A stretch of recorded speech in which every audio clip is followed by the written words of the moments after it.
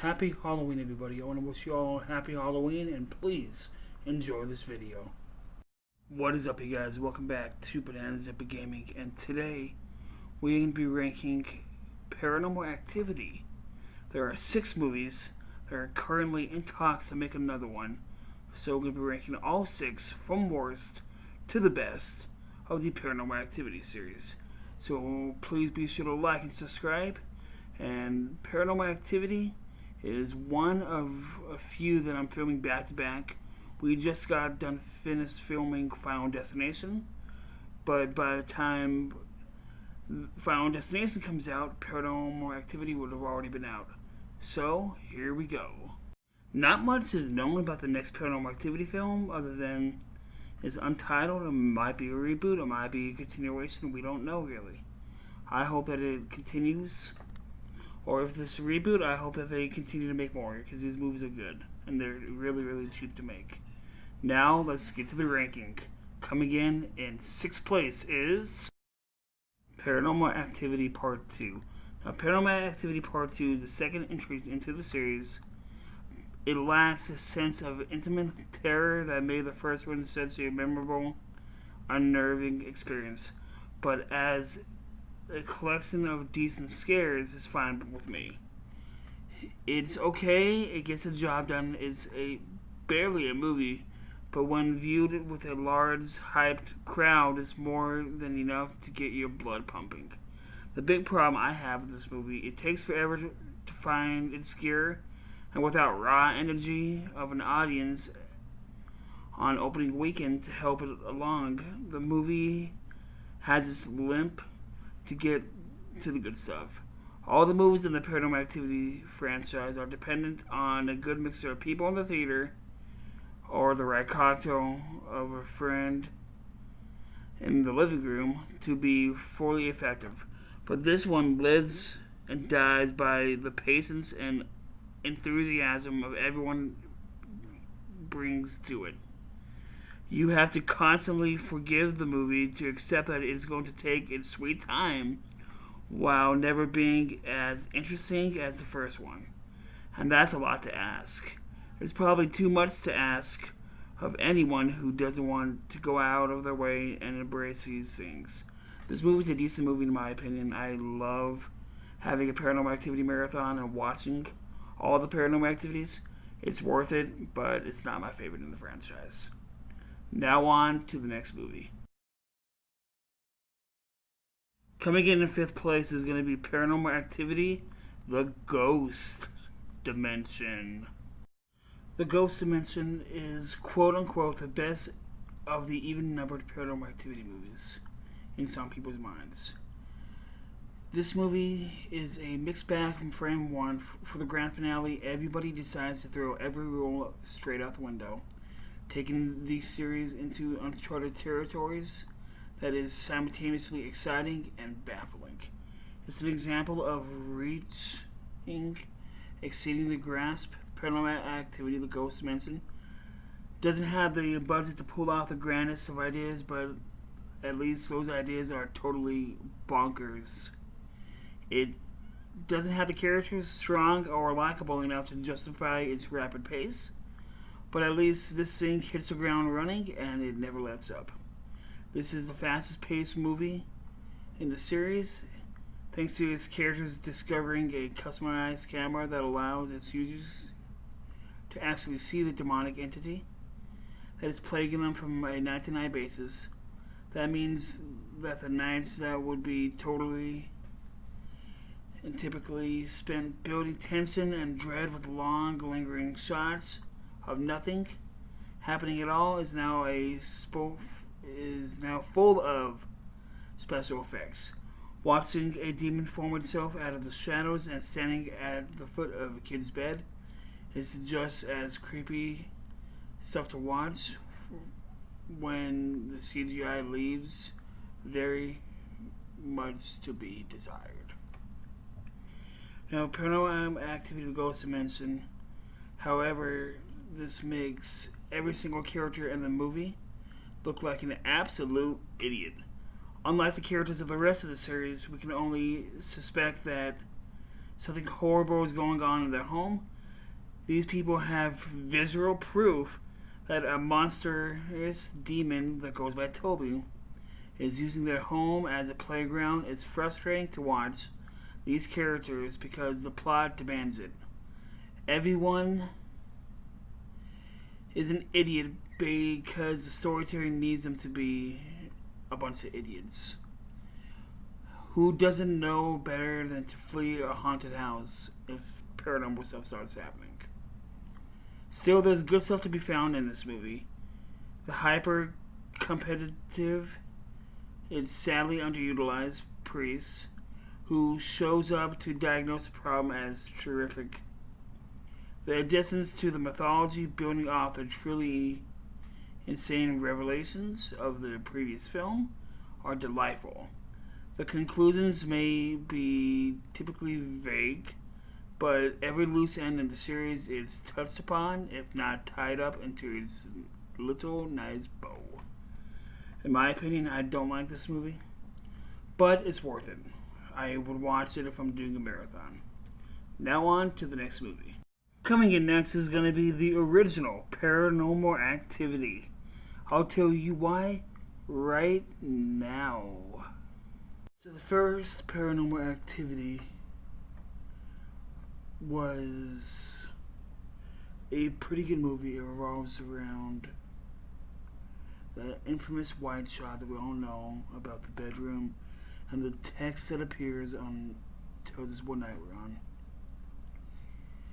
I was in a movie theater when this movie came out, and there was somebody in the same movie theater who broke down into tears and said she can't do this. And she met her two friends and she ran out of there and didn't come back. Before it gets wrapped up in its own complex mythology, this is a small-scale story of those whose lives are invaded and whose relationship is put to the ultimate test.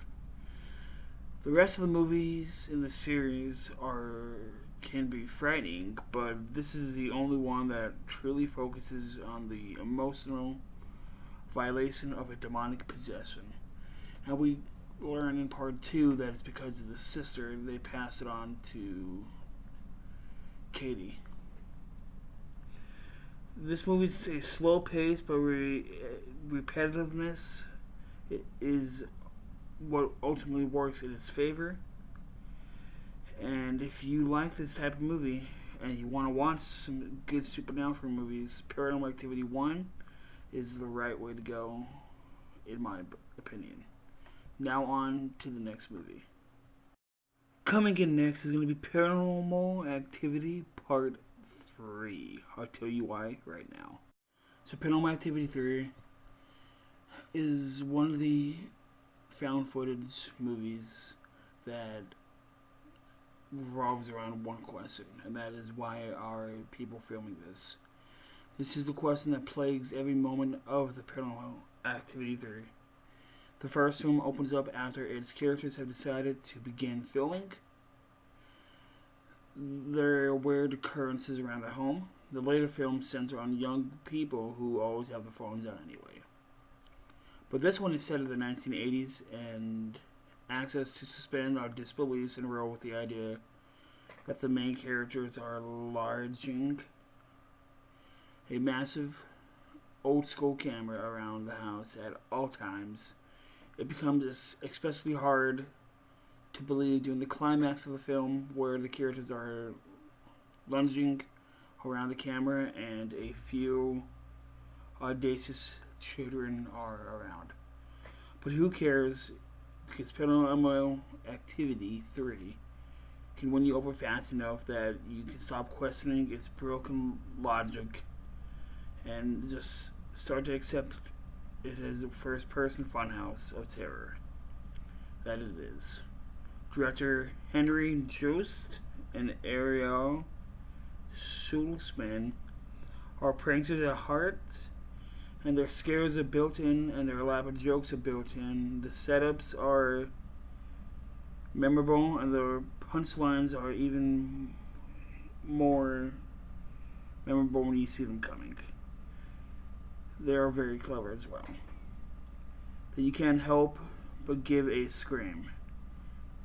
Everyone talks about the scene where the camera is mounted on a fan, and for good reason. If you want to know more about that scene, go watch the movie. No one single scare in Paranormal Activity franchise is more satisfying and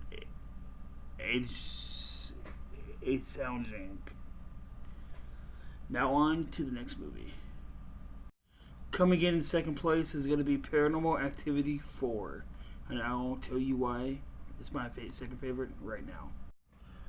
So a big reason why Paranormal Activity 4 is number 2 for me, because there was a few jump scares that I liked, and it is the first movie to move the story forward. Because at the end of part 2, where we start off, we see that Katie killed her sister Christy and abducted her nephew Hunter. Then it jumps forward to 2011, relocating from California to Nevada, and we are introduced to an entirely new family, with their main focus being Alex, played by Catherine Newton, and her 6-year-old brother, Wyatt, and their parents. Live a typical mid-class suburban life, even if they think their neighbors are across the street a single mother, who is Katie, and a young son, Robbie, are a bit of an odd pair. After Katie is unexpectedly and mysteriously admitted to the hospital for unknown illness, Alex's mom offers to take in Robbie while the mother is recovering. Alex soon begins to notice strange events around the house with Robbie's arrival, while their young visitor draws Wyatt away from her. Other family members also begin to clue into a strange going-ons with a mysterious sound, shifting furniture, or alarming admitted house objects, suggested something is very, very amiss here. With the help of Alex's boyfriend Ben, Alex sets up hidden cameras around the house to record Robbie's late night wanderings and try and see if they can catch any paranormal activity. I'm not going to go too in depth, because this movie, the one thing that is the downside for me for this movie, it plays off one big twist that we find out at the end.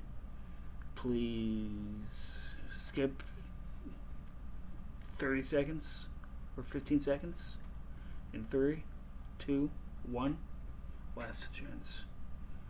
The big twist that this movie has is that Alex's brother is adopted, and he is made to believe to be Hunter.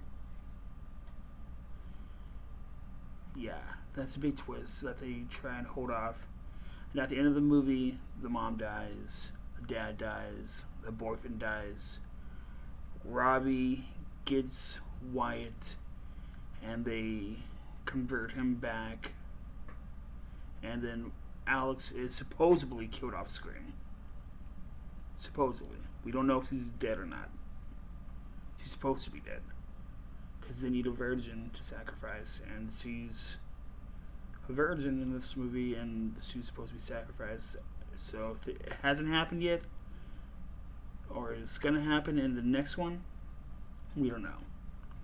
I think it has happened, because the next one we find out that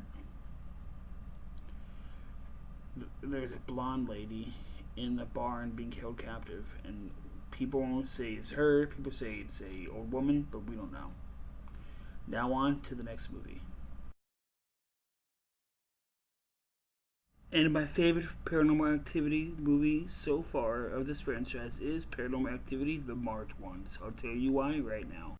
You know, it's a shame that so many people skipped out on this one, because Paranormal Activity, the Marked Ones, was a really good movie.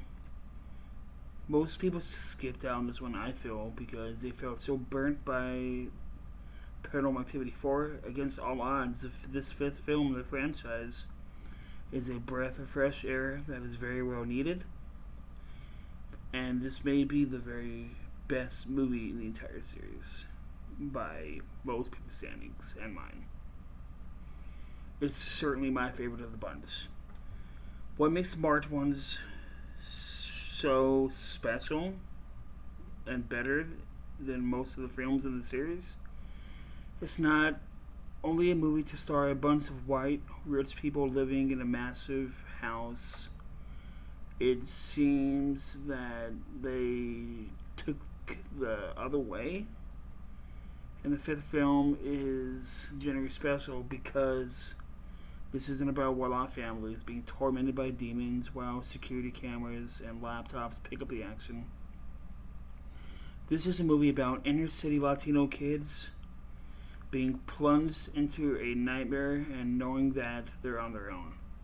The shift in location and the viewpoint of a different culture informs everything about the marked ones you need to know.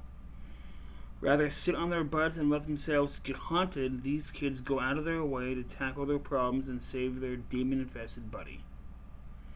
Their colorful neighborhood couldn't be more different than the satire suburbia of the other films, and it's a sign of fresh air.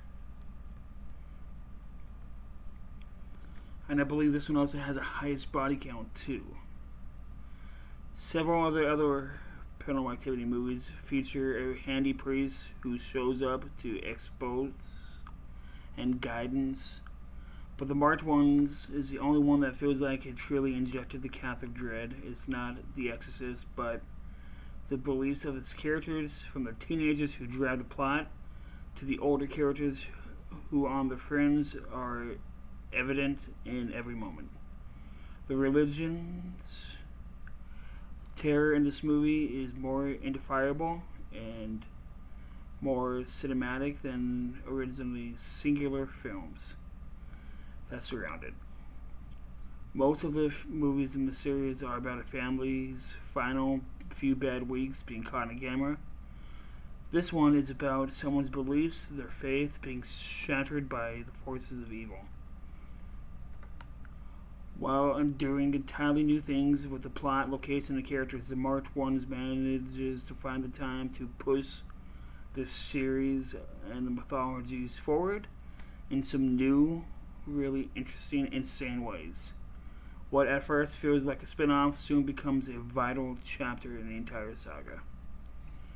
Tying directly into the events of the first film, this may be the most iconic Paranormal Activity film, but it certainly is really a well-rounded, entertaining movie.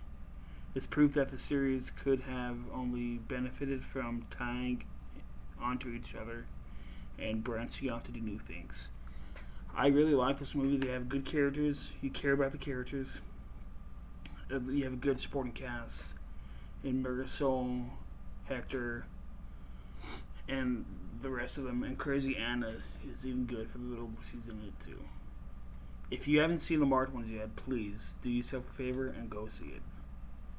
Now, that is going to be all for this one. I want to thank you guys for watching. Please become a subscriber if you have not already. Tap that little bell on the YouTube app so you guys never miss an upload. And please like the video so I know that you liked me talking about the Paranormal Activity series. Let me know your favorite down in the comments, and I'll see you guys on the next one. Happy holidays. Peace.